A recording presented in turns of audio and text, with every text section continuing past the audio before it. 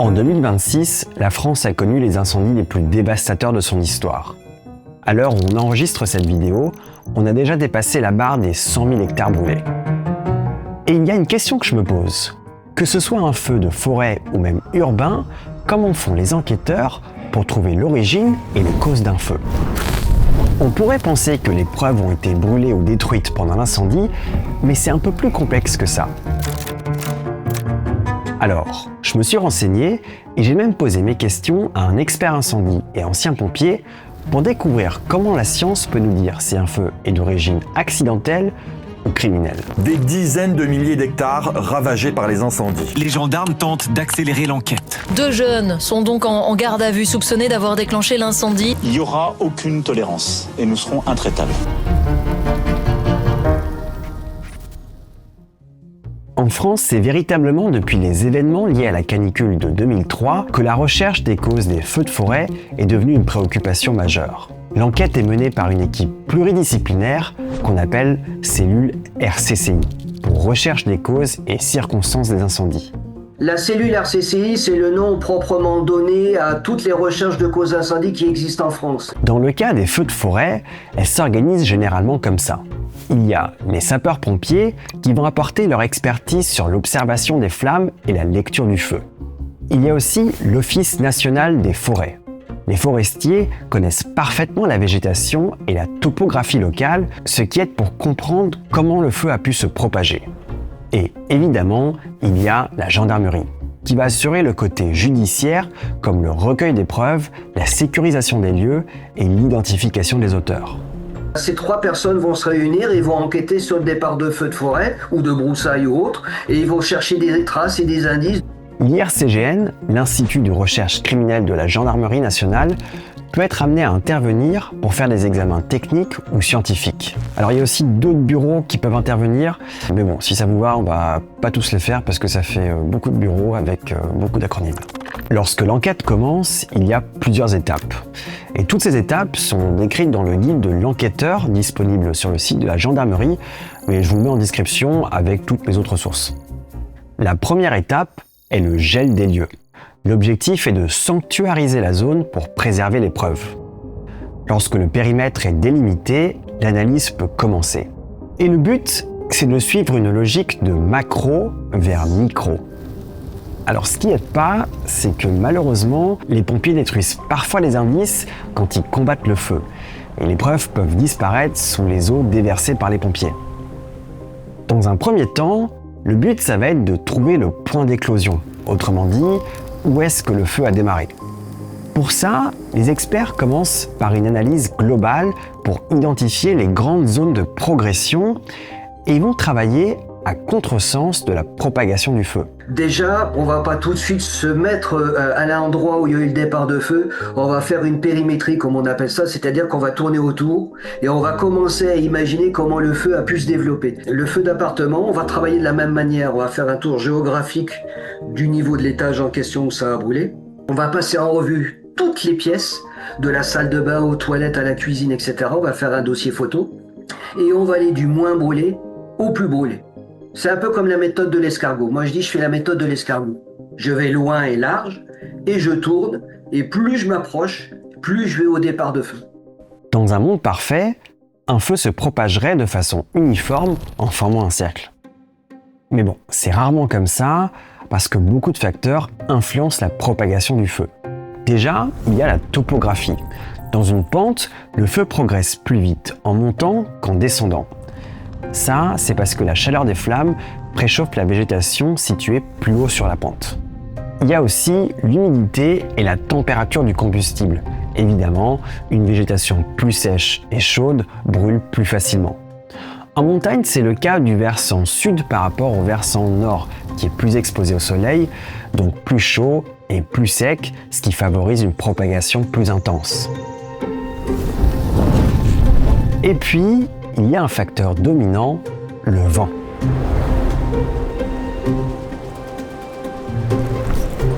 Il apporte de l'oxygène et incline les flammes en les poussant vers la végétation encore intacte.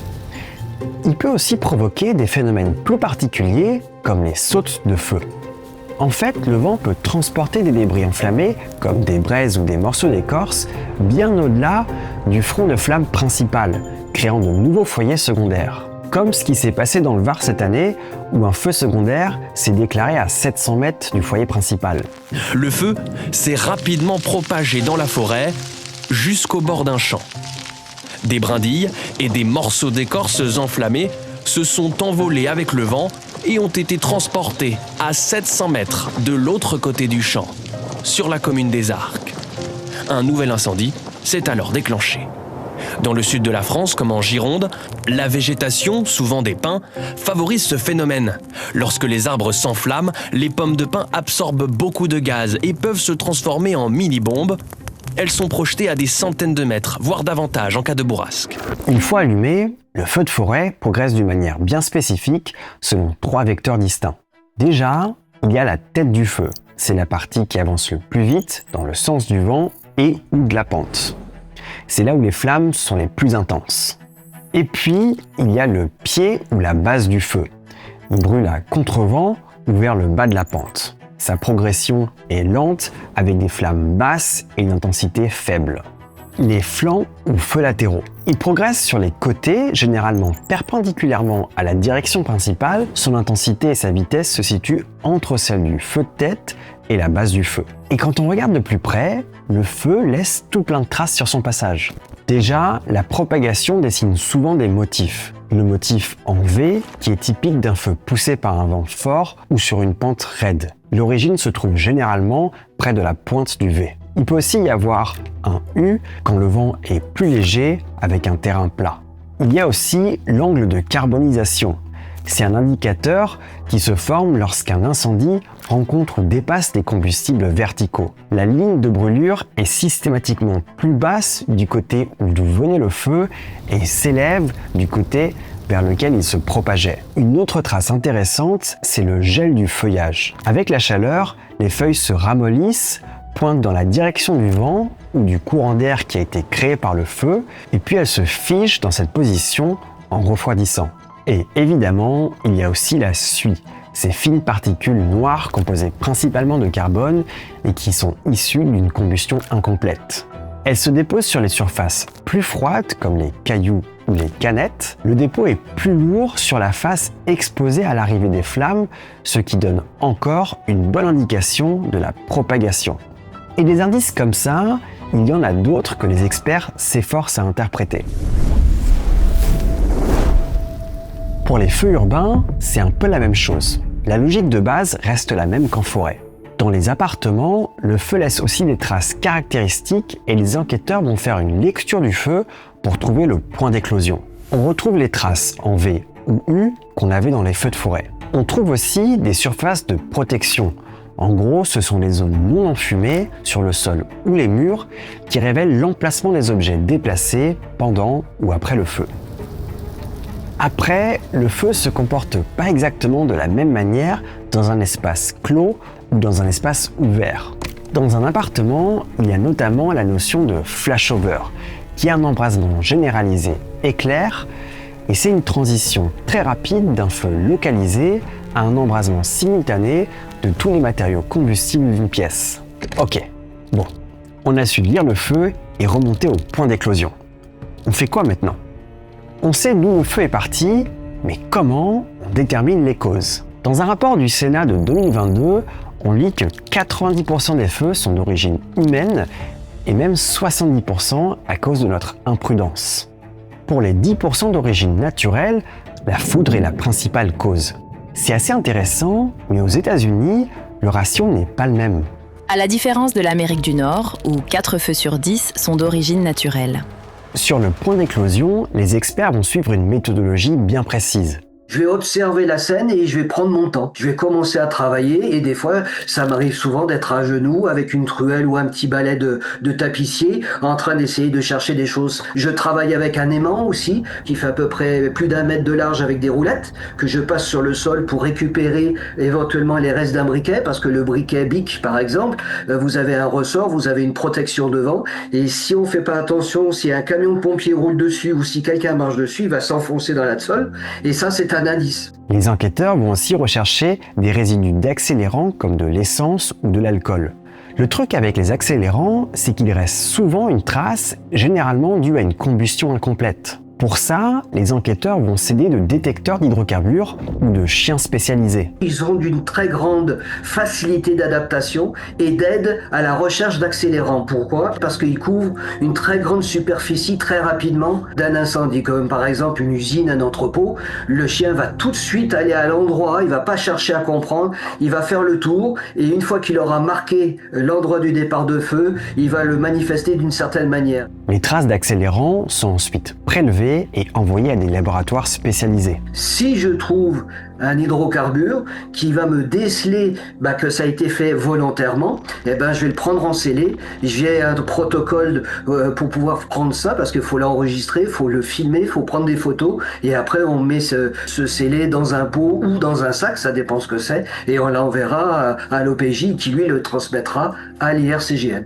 J'avais lu qu'aux États-Unis, ils faisaient quasiment systématiquement une reconstitution. En France, c'est pas le cas.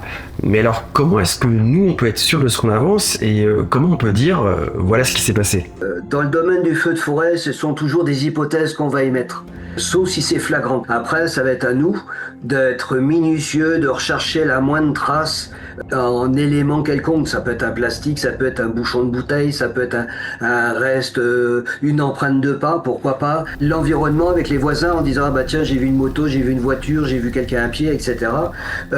Mais en règle générale, c'est pas toujours facile de dire on a trouvé. Il faut vraiment que les preuves soient probantes et que derrière, on puisse être sûr de ce que l'on dit. En France, selon le code pénal, un incendie involontaire est passible d'1 an d'emprisonnement et de 15 000 € d'amende.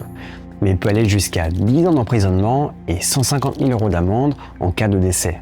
Et en cas d'incendie volontaire, les peines sont variables, mais peuvent aller jusqu'à la réclusion criminelle à perpétuité. Quand on arrive sur une enquête, quelle qu'elle soit, on se dit mon Dieu, sur quoi je suis tombé. Mais c'est vrai que plus on avance dedans, plus on arrive à fermer des portes en disant c'est pas cette hypothèse, ça peut être celle-là, on trouve avec facilité après parce qu'on a une expérience, on est là aussi pour apporter un complément à la justice, puisque moi je travaille pour la justice, et c'est vrai que je suis content quand je sors de là en disant je suis quand même content, j'ai quand même trouvé.